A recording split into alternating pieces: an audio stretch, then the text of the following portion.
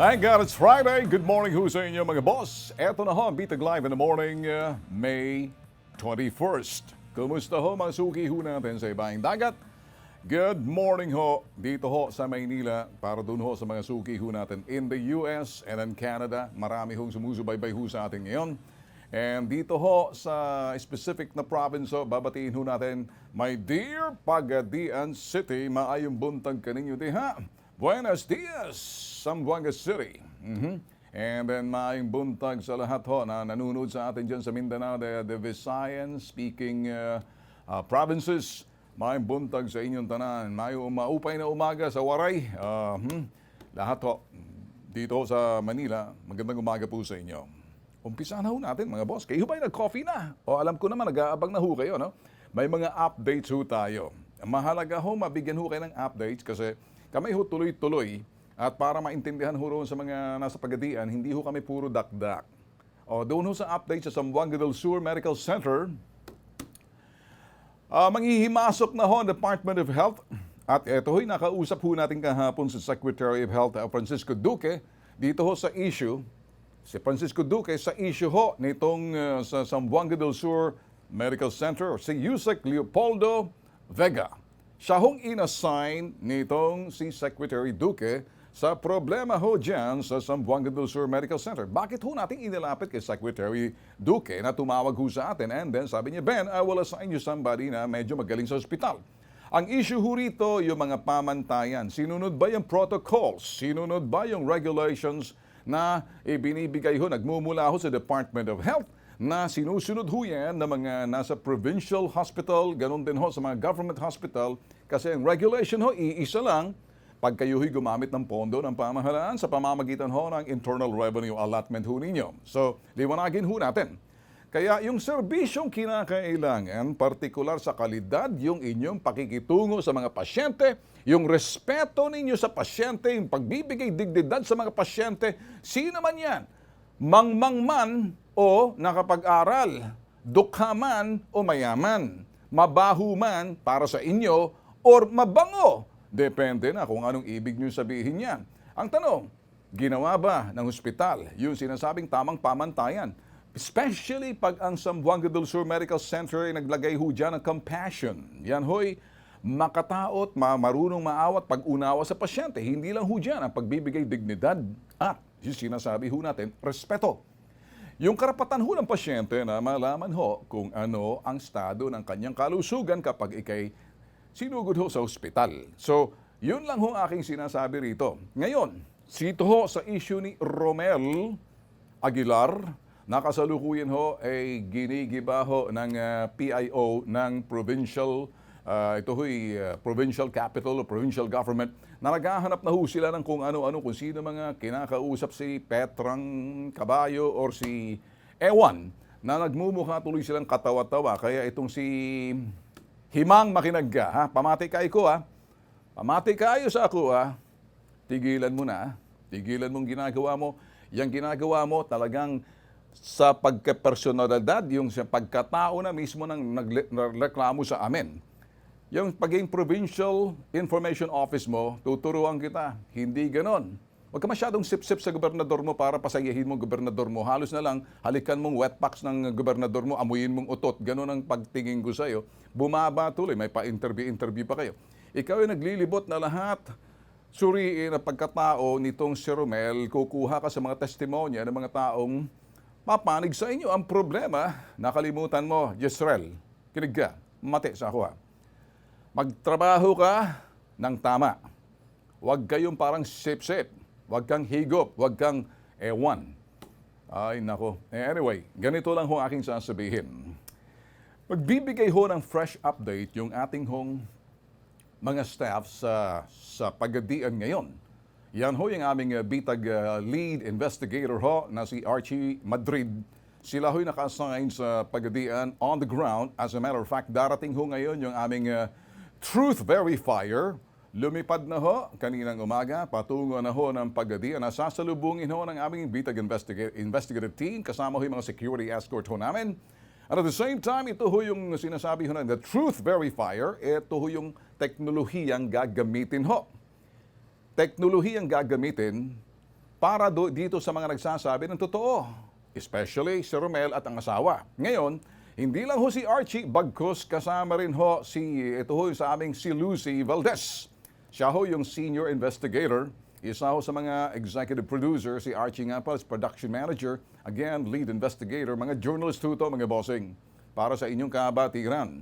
Ngayon, isa-isahin ho natin kasi karapatan nyo ho mabigyan kayo ng update. Natatandaan niyo ho kahapon sinabi ko, news blackout muna in cooperation with the provincial capital.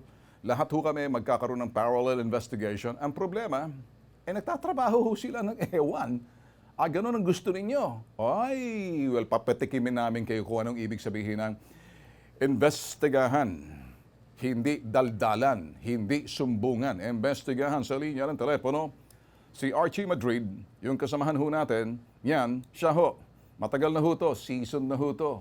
Original BITAGer ho to. Napunta ho sa GMA, napunta sa TV5, napunta sa PTV4. Back ho siya sa amin. Yan lang ho inikutan niya. So ngayon, Archie Madrid, good morning sa iyo. Good morning, Sir Ben. Alright, okay. Update muna. Anong oras natapos kahapon o kagabi o kanilang madaling araw dito sa National Bureau of Investigation na pagkuha ng sworn statement sa ating complainant, ng asawa ng sinasabing complainant nito, pasyente na si Romer Aguilar. Opo, Sir Ben, halos pasado alas 12 ng madaling araw na natapos kuhanan ng statement itong ating complainant na si Romel Aguilar. Kasi talagang tayo na lang, Sir Ben, ang tao sa loob ng NBI building dito sa Pagadian City. Talagang inimbestigahan na maigi, kinuha lahat ang mga detalyeng kinakailangan. So, ayan ang sitwasyon. Okay? Yes, Sir Ben. Actually, talagang full force talaga ang mga tauhan ng NBI. Talagang hindi nila iniwan si Romel kahit yung mga tauhan ng BITAG. Full force ang buong tauhan ng NBI. So, madaling araw na kayo natapos pagkatapos dumiretso na kayo sa hotel? Yes, Sir Ben. Marathon to. After that, mamaya, darating na yung ating operator ng Truth Verifier, yung ating polygraph machine from Manila flying to Pagadian. Isasalang si Romel para makita yung integridad ng kanyang mga sinasabi. Ngayon, patas ho tayo mga boss. Hindi ho kami puro sumbong lang. Marunong ho kami makinig, pero hindi ibig sabihin kami nagpapaniwala. Tatayo ho kami sa mga taong lumalapit ho sa amin, kaya lang kinakailan sinusuri ho yan. Isang teknolohiya ang gagamitin ho namin dyan sa Pagadian. Kung nanonood ho sa atin, nakikinig ho sila. Well, in addition to that, prior to that, ano bang nangyari before? Alam ko naman na ayos na ng NBI. Were there any miscommunications sa pagdating nyo sa NBI kahapon? Opo, Sir Ben, iba yung kahapon, ipagdating natin sa opisina ng NBI, medyo naging malamig yung pagtanggap ng NBI. But of course, di ba, agad ako tumawag sa iyo, Sir Ben, para mag-report tungkol sa nangyari na pagtanggap ng NBI. Pero yung piniliwanag mo dito sa ating agent, na si Agent Ivan Peralta, na kinakailangan talaga nila na hawakan itong kaso ni Romel at na kailangan nila pang himasukan, lalo na dito sa pananakit, yung posibleng pangyayari sa loob ng ospital, dun sa proseso, sa proseso dun sa asawa ni Romel. Sir, agad-agad nilang kinuhanan ng sworn statement itong si Romel. Okay. Importante kasi napapasok ng NBI dahil ang NBI is under the Department of Justice Enforcement Arm. Mas madali kung kasakaling kinuhanan nila ng sworn statement.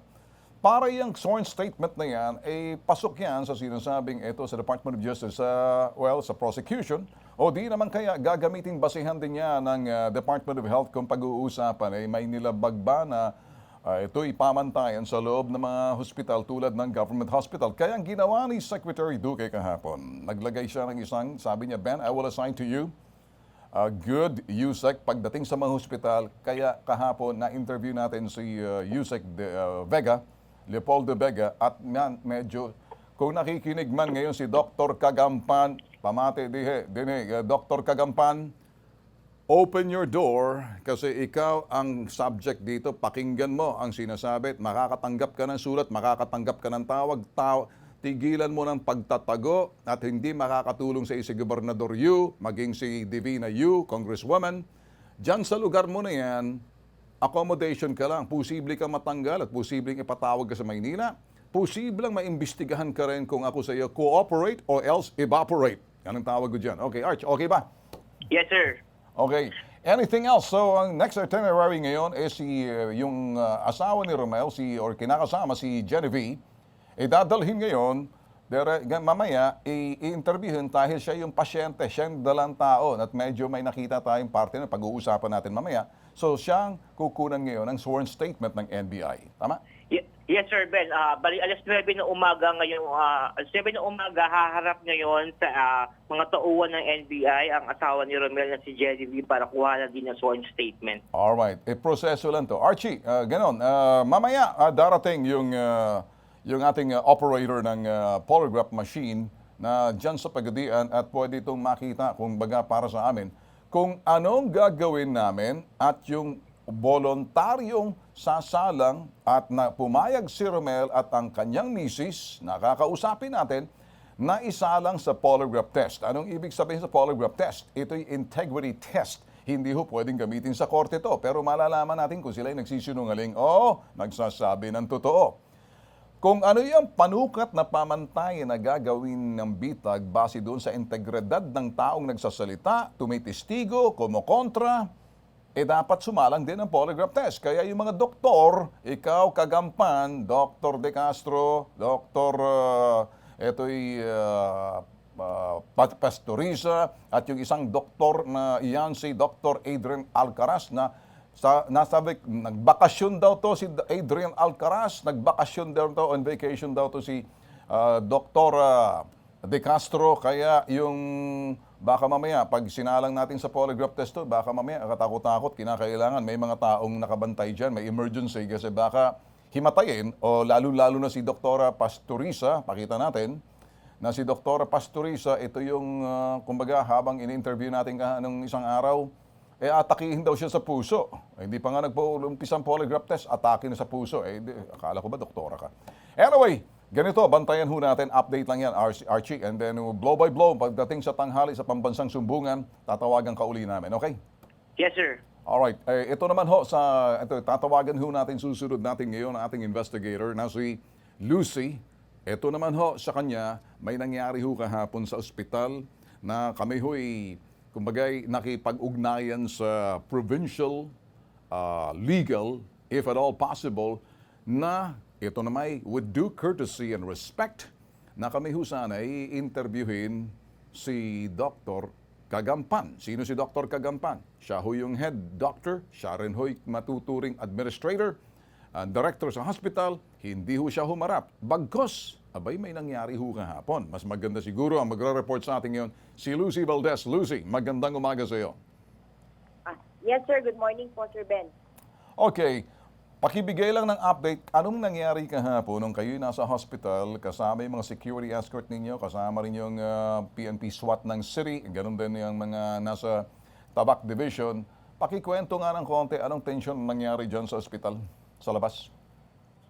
Yes, sir. Bali, sir, kahapon po, nagpunta po ang aming team, ang BITAG team sa Zamboanga del Sur Medical Center together with SWAT and Tabak, sir, para ma-interview sana si Dr. Kagampang. Ngayon, sir, habang nasa loob pa lang kami ng van, bigla pong may kumatok sa amin sa bintana ng aming van, sir, guard at isang pulis po. Ngayon, sir, napag-utusan daw yung guard, nasitahin kami sa utos ni Dr. Kagampang, sir. Dahil nilalabag daw po namin ang Privacy Act at si Dr. Kagampang din daw po ang nagpatawag ng pulis para samahan yung guard na sitahin kami, sir. Okay. Actually, sir, nakakaawa dito yung mga guard kasi sa kagustuhan nila kaming palayasin o itaboy ang BITAG. Dadamay yung guard dahil sumusunod lang din naman sila sa utos ni Dr. Kagampang. Ngayon, sir, nang napag-alaman po ng pinaalam po ng BITAG kay Attorney Adonis Dexter Conejos ng legal officer ng Zamboanga del Sur, agad niyang kaming pinuntahan at kinausap mismo niya yung mga guard na sumita sa amin at hindi niya pinangsasang-ayunan ang ginawang pagsita sa BITAG sa utos ni Dr. Kagampang. Sa mismo, sir, yung kinausap. Kinausap niya mismo yung mga guard at pinagsabihan na alam yan na nandito ang BITAG sa Zamboanga del Sur Medical Center, sir. Anong sinabi ng mga guard sa'yo nung lumapit sila? Hindi ba nila alam na may mga security escort kayo? So, pinabiyaan nyo. Anong unang bungad ng gwardiya pagdating sa pagkatok sa bintana ninyo? Pagkatok, sir, sabi niya agad, bakit kayo kumukuha, sir? Bakit kayo kumukuha? Alam niyo bang bawal yan? May Privacy Act. So sinabi natin, sir, laking gulat dyan na nasa likod, meron kaming SWAT na kasama, sir. So yung police hindi na nagsalita nung nakita niya yung kabaro niya. Si guard na lang yung nagsalita at sinabi nga po na napag-utusan siya ni Dr. Kagampang dahil bawal daw yung ginagawa namin pagkuha, sir. Linawin natin, Lucy, parang lumalabas itong si Dr. Kagampan, inutusan yung guard, nagtawag pa ng local police dyan sa Pagadian. Tama, sir, tama. So, nandoon yung local police, rumisponde dahil nagtawag sila, dahil yung gwardiya, si Gagampan ang may utos. Pagdating ng police doon, nagmalaman na taga-BITAG kayo, kumukuha kayo ng signers sa labas, hindi kayo pinapayagan. Sa labas, hindi naman tayo sa loob, sa labas yan, public hospital yan, pondo ng gobyerno, buwis ng taong bayan, nandyan. Karapatan kahit sino mang pwedeng kumuha dyan. Baka siguro dikdik natin sa, ito'y kumikintab na bunbunan, itong si Anatolio Kagampan. Dr. Kagampan, makinig ka at may mensahe sa iyo, at may mensahe sa iyo si Yusek Vega.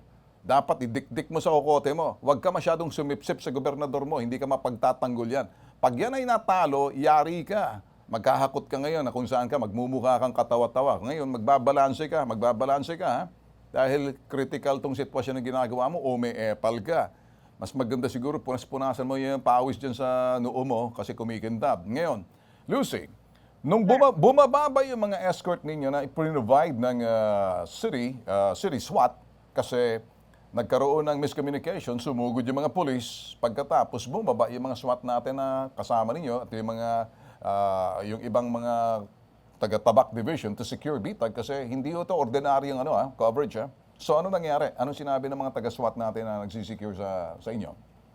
Sir, bali bumaba po yung SWAT natin, nasakay natin sa likod, and then yung kasama pa po natin na security, kinausap po nila mismo yung guard and then yung police po at pinaliwanag po na this is a mission. Alam to ng mismong COP ng Pagadian, and then alam din to ng mismong attorney ng capital ng Zamboanga del Sur. Even mismo, sir, yung PIO na talagang nagpunta tayo dito para may mission talaga tayo dito, sir. Alam mo, nakikita ko dyan, Lucy, hindi naman gagawa niyan si Dr. Kagampan dahil sa halip na attend ng pasyente, may utos to malamang si Gobernador Yu. May utos dito, pati malamang si Congresswoman Divina Yu. May karapatan silang pwedeng tumawag sa atin ngayon as we speak na tell them na hindi sila may utos niyan kasi hindi kikilos itong si Kagampan na paalisin kayo sa media sa labas pa lang ng hotel. Official naman yan. Ipinaalam natin kay ito is provincial legal kay Attorney Dexter Cornejos. Ay alam niya na darating kayo dyan. Tama? Tama po, sir. Tama po. Ipinaalam mo rin dun sa honghang na PIO na si Jezreel. Yes, sir. Maayos po natin pinaalam, sir. Nag-request pa rin po tayo ng letter, sir. Kahit Okay. po- May letter yan, formal yan.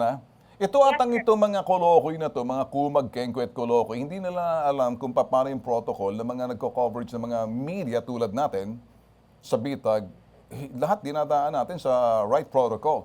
Kaya lang itong si Kagampan, hindi to kikilos sa gagawa ng kanyang kahonghangan na utusan niyang guard, nagtawag pa ng pulis. Akala siguro, anong tingin nila, terorista, samantalang napasugod tuloy itong si Attorney Cornejos para sabihin, allowed yan. Kasi sabi, ito si Dexter Cornejos, the only problem is that, sabi niya, sir, in my capacity as a junior legal officer, I'm not the head officer legal, I will be talking to you on a personal level. Sabi ko, teka muna. Official, professional ang dating ko sa iyo. I don't want to be talking to you personal level. So either you're talking to me officially, or you're talking to me professionally, I don't want anything personal, niliwanag natin. So siguro napasugod siya roon. I'm sure na tumawag to si Gagampan.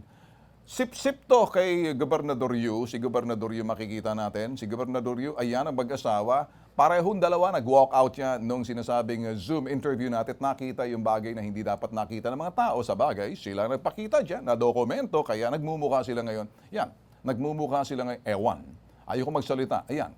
Yan ang picture na nakikita ninyo bago nag-walk out si Governor Yu. At mapapanood nyo yan sa aming YouTube TV channel, Part 6. Sa Part 7. Hanapin nyo yan. 1 to 7 na tayo. In fact, yung mga binibigay namin sa inyo, puro update lang to. Lucy, Well, sa nangyari yan, so kumbaga naghiwalay, umalis na yung mga yung police na tinawag nila, umalis din yung guard na, anong nangyari? Ang guard ba parang apologetic sa nangyari at napahiya?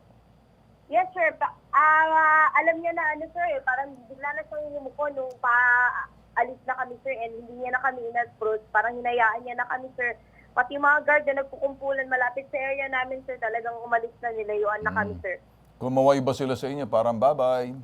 Yes, sir. Opo, sir, kinawayan kami pag-alis na parang walang nangyari, sir. Si Dr. Kagampan lumabas pa sa kanyang lungga. Hindi, sir. Hindi, sir. Hindi talaga kahit na may letter request. Wala, sir. Okay. Ayaw po lumabas. Wala daw po doon sa area, sir. Pero siya ay may utos doon sa hospital. Opo, tama po, sir. O baka katabi ni Gov doon sa sa provincial capital. Nandoon siya dahil alam niya na malamang baka tinimbrihan ng legal, darating diyan yung mga bitag. So tumakbo siguro to backdoor papuntang Kapitolyo at pagkatapos sa tabi ni Gov na medyo na nanginginig, siguro in-instructionan niya ay kung sakaling ito ay nakakaabot kay Governor Yu at yung Congresswoman Yu dyan, makinig kayo pareho, hindi niyo hospital yan. Nasa pangangasiwa niyo yan.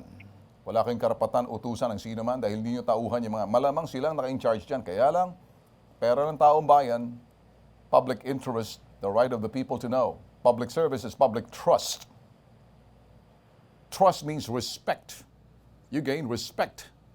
If you gain respect, then you will gain trust. Without trust, there will be no respect.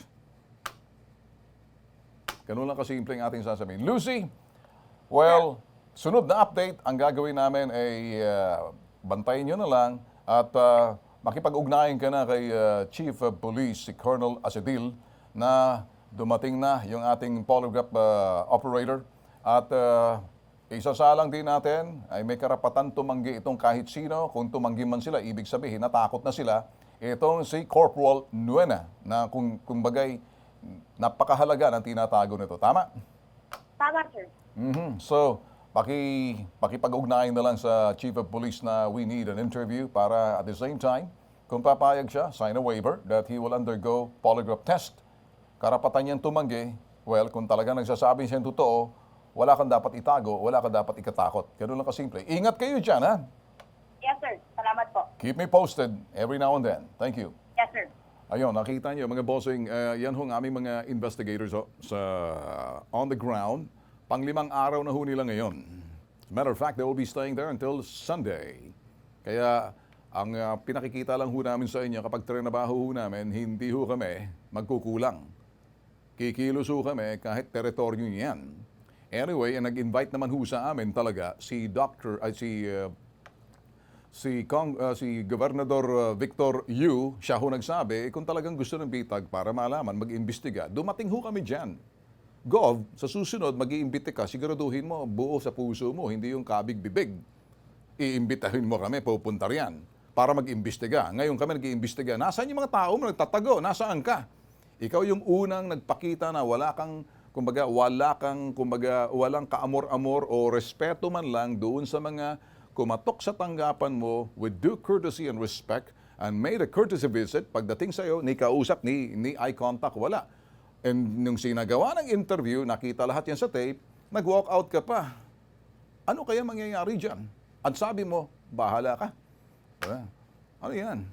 Murag kang pisot na bata na di mo na ibalang unsang ginahimo ni mo. O karon, nakuratan ka siguro, nakulbaan ka ba? O ambot sa imo diha, ambot sa imo lubot. Anyway, yan ho, balik ho tayo rito. Eto ho ngayon, iniimbestigahan ho namin kasi pasok na ho sa piskalya. Sa NBI, ayan ho'y kinuha na ng sworn statement.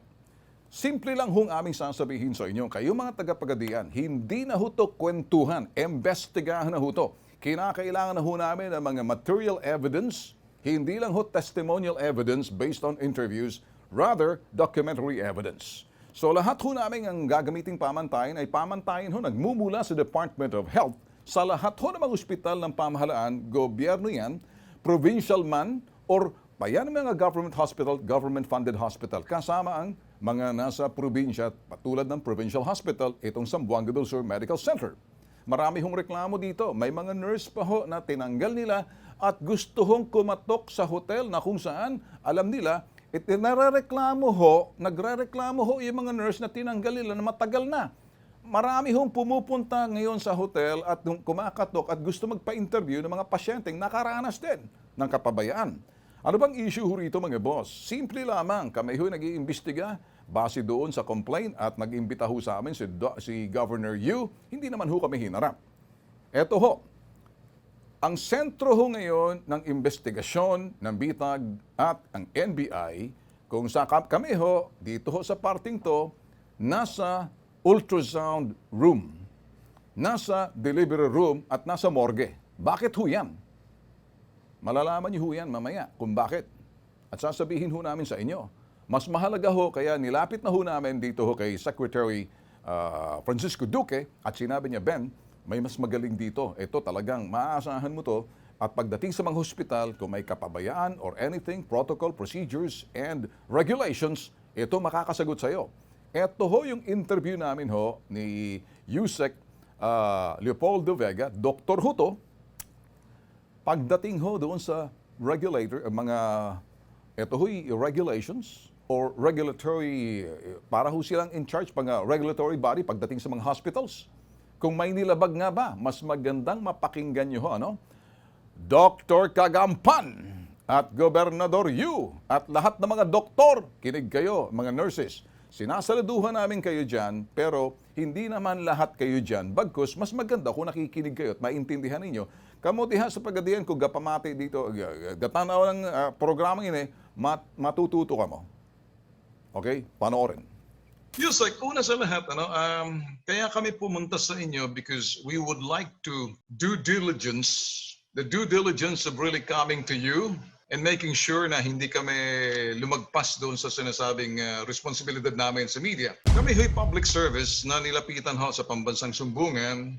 At first, it was just a simple sumbong until such time we aired, but then the hospital managed by the provincial government under the governor, we called their attention and tried to touch base with them. Nakausap namin yung DOH regional director at the time. And so he was bothered. Now, touching base with them, sabi ng director ng DOH, sige, kakausapin niya si Gob. Apparently, we tried our best na makontak sila. And we were only hearing the side of the complainant. After that, Yusek, nagpa-press ko na lang sila. And when they were doing the press con, it was more on the credibility and the personality ng pobreng husband or the father of doon sa fetus na nawala sa tiyan ng kanyang misis. Sir, ganito lang. Number one is we come to your doorstep to inform you that we're having a hard time doon sa hospital director, the head doctor ng Zamboanga del Sur Medical Center. Kasi ang ginagawa niya, Yusek, pinapasa niya kami sa legal, sa governor's office, is hiding that mantle ng provincial government. Which now, parang sa amin, kung hindi namin siya ma-interview, magkakaroon ng big question sa taong bayan. And he wanted, and he's refusing it. Is there any way that your office or the office of the Secretary of DOH can call his attention to see the possibility of having to interview because they're using the Internal Revenue Allotment under pa rin sa regulations ninyo? Unang-una, there has already been a complaint towards a patient. And second, there are issues that has to be raised and be cleared, in terms of the complaint. We can actually call on him and write him a letter. We must provide some answers to some of the questions being raised by the community. How do we handle this from your standpoint? Kasi sa DOH kami, tatakbo kami ngayon sa inyo, sa Department of Health, because kayong regulatory body sa lahat ng mga hospital, especially pag may complaint na kapareho nito. Tama yan, Ben. Alam mo, there are really standard protocols when it comes to patient information and patient care in totality. So yung pinakwento mo sa akin kanina, the story of this pregnant woman who had to undergo an ultrasound only to be diagnosed at that time by a radiologist, probably on an ultrasonographer in that institution, that they were already dealing with a dead fetus. They must pass on this information to the patient so that it can be clear on what she is undergoing. I think the basic protocol of patient care, which is the right of information to be given by the doctor on the condition of the patient, was not there. When they went through the process of delivering this baby and they knew that the baby died and just pass it on to the husband, the protocol is it has to be handled by the hospital staff because this has to be properly recorded, properly analyzed on why the patient died, and then this has to be placed in the sanctorium of the morgue. It's not the patient who brings the dead son or daughter or whoever it is to the morgue, and that is basically out of protocol. Pwede yun. And this is the reason why even the security guard should have already handled that situation by reporting it at once to the hospital authorities who were at that time. All right. So I think from what I get from it, it all really started with giving due respect to this patient, of giving the proper information, which is the right really, so that they can actually act on it, and they can para internalize what happened to them. That must have been given to them. Right. That's something very basic. Okay, going back at Yusek very clearly. Apparently, the mother said, we interviewed the mother, hindi raw sinabi sa kanya na kung ano ang nakita sa ultrasound. While at the same time, parang sa press con ng mga medical staff sa Zamboanga Luzon Medical Center, na alam na raw ng pasyente na during sa ultrasound, patay na yung fetus, there's no cardiac activity. But the patients, wala silang alam, including the husband. So now, after that, binalik siya doon sa tent, only outside kasi pinaprocess pang kanyang admission. Pinunasan na siya ng gel sa puerta ng misis niya. The next day, mga 2 o'clock in the afternoon, lumabas na yung ulo ng sanggol sa puerta.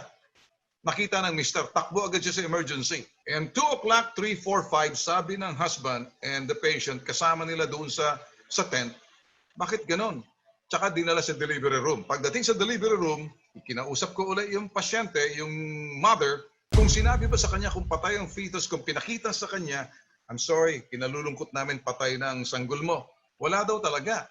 Ang nangyari, so walang alam daw ang misis, sabi ng misis na more of parang tribe sila, Subanon eh. Medyo unlettered. Yung husband looks more like unlettered. So, binigay lang daw sa husband sa plastic yung fetus, and then hawak-hawak ng husband, gusto niya munang iniwan niya kanyang misis, tatakbo muna lalabas. But sabi niya, pinuna siya ng gwardiya, ibalik mo sa morgue yan. Pumunta siya sa morgue, walang tao. Ang tanong namin, sir, pag yung mga dead fetus ka pareho niyan, ipapasa ba sa pasyente yan for basically parang ilibing mo na lang? Or may protocol bang hospital dyan na dapat malaman natin, sir? Baka dito nagkulang kasi wala daw nag-attend sa kanila sa morgue. Nilabas na lang kinabukasan, nilibing na lang sa sementeryo, naghukay na lang sila doon sa puntod ng kalang kaibigan.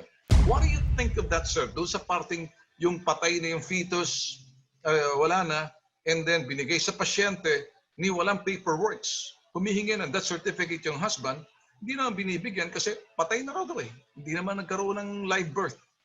So, based on abortion na raw yun kasi in-induce na nila kasi patay na raw yung sanggol sa sinapupunan kaya yun ginawa nila. That's what the father's complaining now, sir. What do you think? Alam ng lahat ng staff na how to properly dispose a dead body. Hindi mo man lang ibibigay dapat yan sa pasyente o sino mang kamag-anak yung dead body na yan because that will still have to be properly recorded and properly monitored in terms of what the cause of the death, and that has to be properly disposed to the morgue din. Hindi basta-bastang ibibigay mo lang. That's out of protocol ang sinasabi mo, Ben. So we need to clarify these issues because there is already a standing long-time protocol on how we dispose dead bodies in an institution in a hospital. So do you find it unethical, immoral, illegal, or Yeah, I don't know? it's very unethical and not following protocols, which are actually standards of operations in a hospital setting. The way you related to me, I think it was really a lack of compassionate thinking towards a patient who was unlettered. Parang ganun ang dating eh. Parang there was a lack of empathy. Well, what we can do really is we can write the hospital director, find out from themselves also on why they deviated from the protocols of the right of information and the right of and the proper disposal of dead body. Would DOH come in to investigate if indeed may mga violations as far as the regulations set forth by the DOH? The Of supervision. course, sir. Of course, Ben. Of course, we can have the complaint and then we will investigate on what really happened and transpired on this patient. Okay, na-record namin lahat, sir, kasi ang aming mga investigators sa Zamboanga del Sur, Pagadian, 4 days na. They will be staying there for the next 6 days. Ang gagawin Okay. namin, sir, isa-subject namin sa polygraph test yung pasyente, yung wife. Now, Okay. we want to use the same protocol, although voluntary sila na magsasubmit sa polygraph test.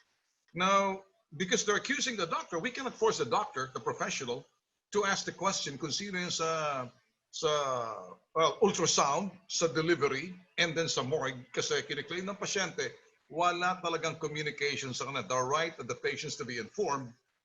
As to the patient who wanted to be subjected to a polygraph test, said hindi nangyari lahat yun. Kaya parang they're complaining about this. Kaya sinabot namin sa inyo. Okay, Ben. Now, padala mo lang sa akin even through Viber, the specifics, the complaints, and so okay, we can work on it. All right. Ganun lang. Any possibility, sir, na pwede matawagan, sir, by tomorrow because our is staying Again, tomorrow sa Pagadian? I will try to call him up tomorrow. The director, pero kagampan. I'll try to find out the telephone number of this person. Oh, thank you, sir. Yun lang, sir.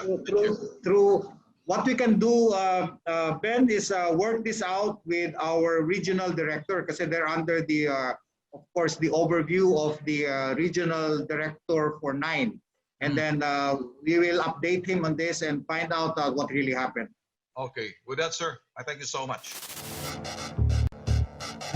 Again, kasalukuyan, nakuha na ho ng ito'y by statement at ginawa na ho, sworn statement na ho ang kinuhanan ho. Nanumpa ho yung complainant, ay ginawa ho ng NBI. Hindi na ho kami makikialam at bagkos inabot ho hanggang madaling araw kanina.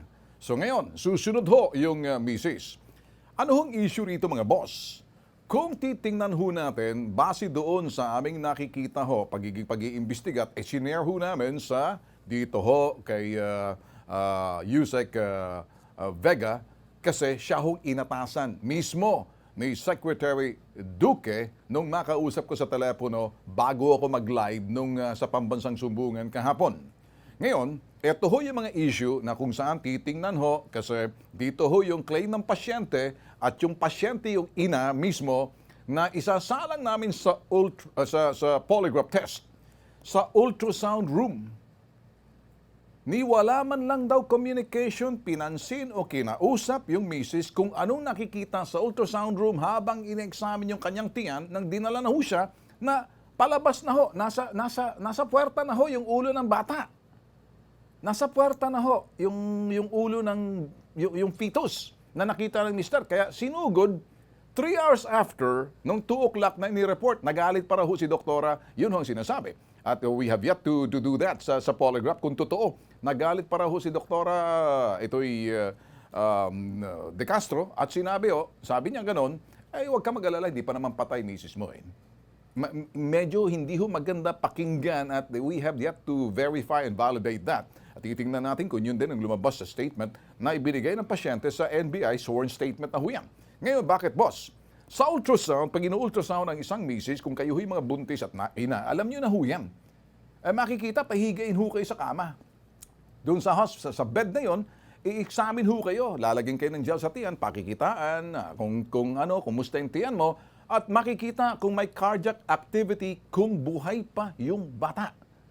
Karapatan ng ina na pasyente sa loob ng ultrasound room, sabihin ng doktor kung may bibig ang doktor. Na sabihin, Mrs., kinalulungkot po namin, may nakikita kami dito na parang hindi namin alam, pero patay na yung sanggol. Wala raw hong sinabi ng ganyan, ni hindi man lang kinausap itong Mrs. Sabi ho ng Mrs. sa interview ho namin. Ngayon, sasalang ho namin siya sa truth verifier. Kung totoo, may mga questionnaires na ho kang ito yung aming operator to find out lahat ng mga sinabi nila. Pangalawa, binalik ho siya doon sa tent. And then, pagkatapos ho niyan, pagbalik sa tent, nung nakita na doon sa ultrasound, pagbalik sa tent, ito na, dinaretso sa delivery room, may timeline ho to, ano? Nanganak ho yung ina ni hindi man lang ho sinabi or ipinakita yung patay na sanggol, sabihin, eto, lumabas na ang patay na sanggol mo. Sinabi ho ng ina, wala man nagsabi sa amin yan. So ang akala daw ho ng ina, buhay pa yung kanyang sanggol. At pagkatapos, ni hindi man lang pinakita sa kanya, ni hindi man lang sinabi patay ng sanggol mo.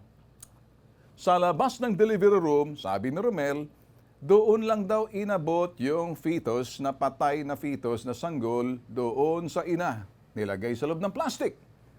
Nagulat siya, ano to? So, ayun,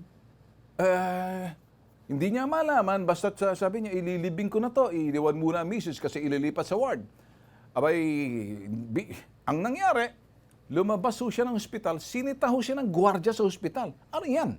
At sinabi ho niya, ililibing na, ilalabas niya. Sinabi ho ng gwardiya, pumunta ka ng morgue. Dalhin mo doon yan. Hindi ka pwedeng lumabas. Pumunta ho si Romel sa morgue, eto na ho sa tatay, pagdating sa morgue, walang tao. Sa labas ng morgue, nagkalat daw yung 3 pusa. Siguro sabi niya, anong nakita mo? Basta, sir, pagdating sa delivery room, sabi niya, at doon sa morgue, wala hong katao-tao, mainit po. Sabi niya ho sa akin, anong ginawa? Inilagay niya raw ho yung plastic na fetus doon, iniwan niya, sinara niya kasi kinakailangan balutin niya, umakyat siya doon sa waiting room ng delivery room, nandoon yung kumot ng misis niya, binalot niya ho yung plastic ng kumot. At bumalik uli siya, sinara niya uli yung morgue kasi sabi niya, mahirap na baka yung pusa ngat-ngatin yung aking sanggol na patay. Umakyat uli siya, siya na ho mismo nagsara ng morgue. Ito ho, statement ho ni Romel na isasalang namin sa polygraph test. Hindi ho maganda to kung talagang nangyayari sa ospital, Natalio Kagampang. Alam mo ba to? Kaya ka namin in-interview tapos sabihin mo kung totoo o hindi para magpa-imbestiga ka.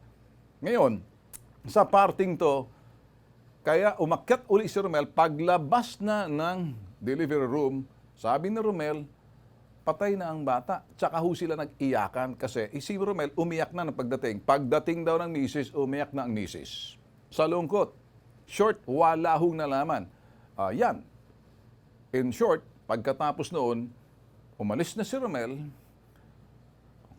kinabukasan, inilibing na lang nila sa tabi ng puntod ng kanyang kaibigan na kung saan, ayan ho, yung plastic na yan. Naglalaman ho yan ng sanggol na patay, balot sa plastic. Yan ho, walang kabaong, inilibing ho nila sa may naghukay ho sila sa sementeryo. Inilibing ho yan. Ngayon, ang sabi lang ho kanina ni Yusek, hindi po pwede yan. Dapat duman muna sa morgue. Yun ang protocol. Kaya, Dr. Natalio Kagampan, are you ready? Governor Victor Yu, victory ba ka mo? Victory ba kanyo? Ang spelling ho ng victory para sa BITAG, D-E-F-E-A-T. Victory. Victory yan para sa iyo. Malapit-lapit ka na. Gov. Linawin ho natin to mga bossing, ano? Trabaho lang to, alam personalan. Public service is public trust. Kami ho ay mismong nahamon sa imbitasyon ni Governor Yu ng Zamboanga del Sur. Sabi niya, yung BITAG, kung gusto nila talaga, mag-imbestiga sila. Yun ho sinasabi niya. Mayroon ho kaming tape niyan. Yan ho'y courtesy ng Bright Videos, na yung kung sino man nag-cover niyon, nandun ho yung sinabi niya. Ngayon, pinatunayan namin sa kanya, challenge accepted, gumastos ho kami, 4 ho ng mga investigators, sila ho'y pang 5 araw, aabutin ho sila ng 6, ika-7, lalabas na ho sila, halos 1 linggo sa pagadian. Ngayon, makikiusap ako sa iyo, Gov. Can you put Gov on the... Yan. Gov, makinig ka. With due respect, hindi kita binabastos dito. Palagay ko ikaw bastos. Alam mo bakit? Nagtago ka eh. Nag-walk out ka. Hindi mo nagustuhan yung mga sinasabi ng complainant kasi paulit-ulit, tapos pinakita mo ang asal mo. Hindi ganyan ang asal ng ama ng probinsya. Magpakita ka kahit kung minsan, kahit hindi man gusto, kahit hindi mo gusto yung sinasabing nakikita mo. Bilang paggalang doon sa mga bisita mo na inimbitahan mo na pumunta sa tanggapan mo, ikaw mismo, malamig ka, ni hindi ka man lang nagpakitang ngiti, walang eye contact, wala namang problema kung hindi pumunta na kami sa lugar mo to do a courtesy visit, ni hi, hello, good morning, binati ka na. Lahat yan sa tape. At nung the interview, nagpasalamat pa ako sa iyo, ni wala ka man lang acknowledgement, nakaupo ka lang na para kang ang dating mo, para kang gangster ng tawag dito, mafia. Ayan, nakaganong ka lang. Ni, good morning, Gov, good morning sa inyo lahat. Ni wala, nakaganong ka lang. Tapos pag nagsasalita ako, naririnig yung boses mo. Respect begets respect. Now, bumawi ka. Sabihin mo sa mga tao mo, partikular kagagampan na laging on command, laging, kumbaga parang aso, ginagano lang, sumusunod. Sabihin mo dyan kay Dr. Kagampan na head doctor mo dyan sa ospital ninyo, buksan ang kanyang tanggapan kasi tatawagan na siya ng USEC, de Vega. At kami pupunta para makuhanan siya ng pahayag, maging ang mga doktor kung gusto lang pa-interview. Kung ayaw ninyo, sabihin mo dyan, isulat sa papel that you are now denying us the interview or does not want to be interviewed, official na ho yan. Hindi yung ipapasa-pasa mo kami. Nasaan ka, Gov? Nagtatago ka ngayon. Di mo malaman. So ngayon, sa susunod, bago ka maghamon, siguraduhin mo kaya mong panindigan. Iba ang bitag. Pag hinamon mo, pupuntahan ka. Nakita namin yung asal mo. Victory ba ka mo? O let me spell victory. D-E-F-E-T.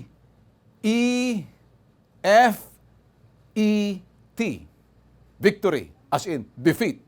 Expect that. Well, mamaya ho, sundan niyo ho kami sa aming pambansang sumbungan. See you later. Adios.